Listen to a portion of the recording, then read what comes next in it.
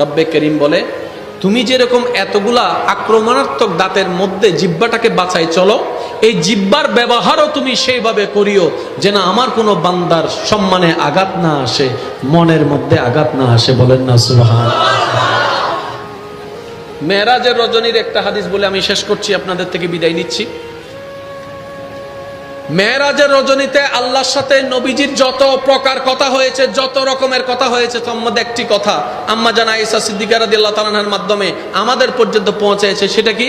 রব্বে করিম নবী রাহমাতুল লিল আলামিনকে বলেছেন, আপনার কোন উম্মত, আমি রবের কোন বান্দা যদি আমার দিকে তাকিয়ে আমাকে খুশি করার জন্য কোন বাঙ্গা মনওয়ালার বান্দার মন যদি জোড়া লাগাই দিতে পারে, কান্না মুখে যদি হাসি ফুটাইতে পারে, এটা যদি আমার দরবারে পছন্দ হয়, ওই একটা আমলের কারণে আমি আল্লাহ দয়া করে তার সারা জীবনের গুনাহ মাফ করে জাহান্নামী থেকে জান্নাতি বানায় দিতে রাজি আছি। বলেন সুবহানাল্লাহ।